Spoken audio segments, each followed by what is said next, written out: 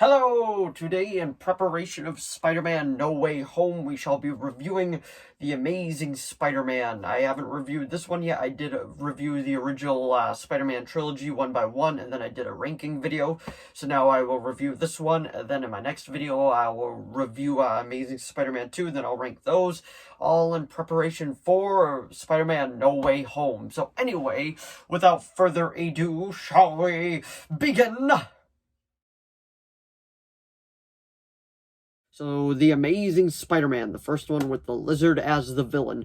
I did actually really enjoy this movie, but we'll get into like the nitty-gritty and all that. This will be a spoiler-filled review, so just putting a forewarning out there now.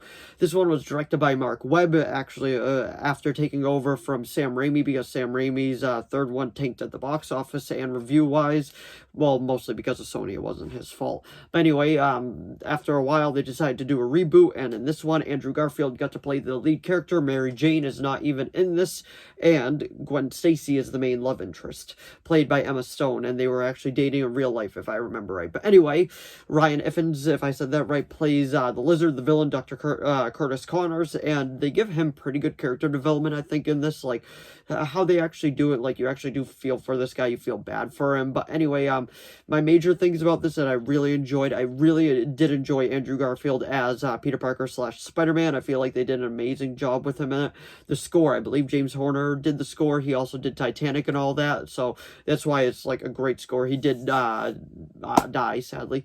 But anyway, like I said, Ryan Ifans plays the villain, and he portrays him in a way that you actually kind of feel bad for him at times, and he even does get a little bit of redemption at the end, and they do tease his return in a post-credit scene that never got happened because Sony wasn't really sure how to handle this property, which is, like, it is what it is, but that's how Sony, that seems to be how Sony rolls. And another thing I feel like that they really did pretty well was Uncle Ben's death. That does sound kind of morbid, but hear me out. The way that they actually did it, like, you do actually feel bad, and the music is great in it, and it was a bit more like it wasn't really Peter's fault in this just as much as it was, just like the Sam Raimi one.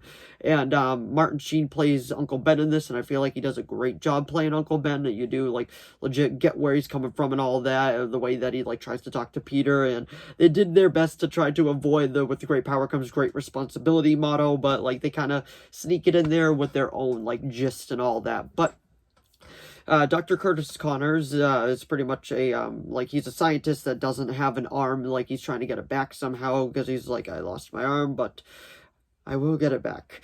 And pretty much, like, it's just trial and error, and then he meets Peter Parker, and he's like, okay, you wanna help me? Help me. So they end up working together, and then he pretty much gets a formula, like, because they were testing it on mice and all that, and after he tests it on himself, he ends up becoming the big lizard creature. I believe C. Thomas Howell is in this super quick on that bridge scene when he's, like, whipping cars over the bridge and all that, just, like, people were flying off, and the lizard was pretty much just, like, laughing as he went about it.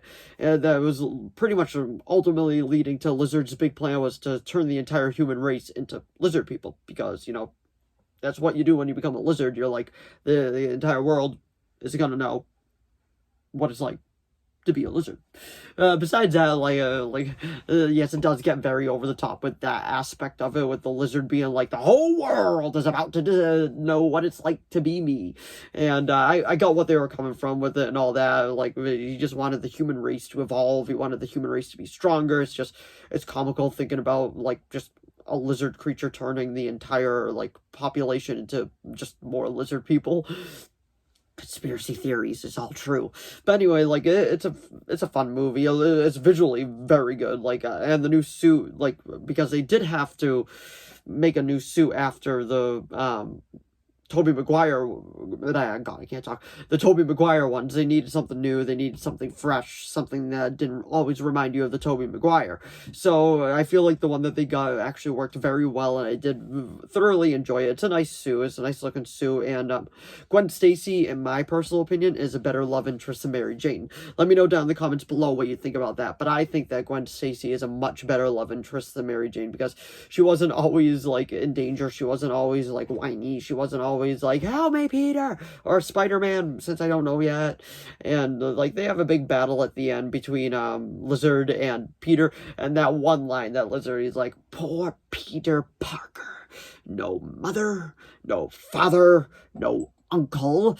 And pretty much Captain Stacy is like, he's not alone though. And then and Captain Stacy was played by I can't think of his name off the top of my head right away. Let's see. Dennis Leary. So like it was like super cool to see him and pretty much just like blasting the Lizard away, but the Lizard does kill him, and then they have a nice little funeral scene, and he's like, please promise me that you'll keep all of this away from Gwen, please. And then he pretty much agrees because it's his dying wish, like you kind of have to. And like they have his funeral scene, and then he pretty much stays away from her until the very last scene, and she's like, the teacher is like, don't make promises you can't keep, Mr. Parker. And then he was like, well, those are the best kind. And then she smiles. So, like, you know what? The promise he made to a dying father doesn't matter at all. And that does definitely come back to haunt him in the sequel. But anyway, it's a thoroughly enjoyable movie. I enjoyed it quite a bit. I still think the first Spider-Man with Tobey Maguire is better, but this was a good like reboot after like not getting anything Spider-Man for a while, and I feel like they did the best that they could with it, and it is a thoroughly enjoyable movie if you go into it not expecting it to be like the Tobey Maguire ones, which I didn't, so I enjoyed it. But anyway, that was my review of The Amazing Spider-Man. I'll probably give it a 7.5 out of 10. Let me know what you would give it down in the comments below.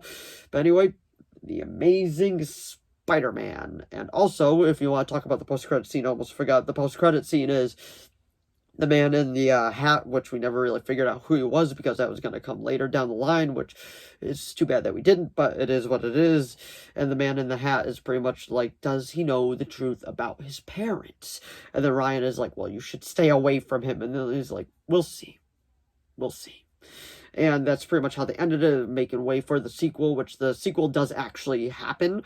But sadly, after that, we don't continue with this franchise. But anyway, that is my review of The Amazing Spider-Man. So if you enjoyed this video, please give it a like and a subscribe so I know to keep making more of these. If you have any video requests, please leave them down in the comments below. I'll do my best to reply. Let me know what you think of The Amazing Spider-Man down in the comments below. And let me know if you got your tickets for Spider-Man No Way Home. But anyway, thanks for watching as always, and I'll see all of you in the next video. Bye!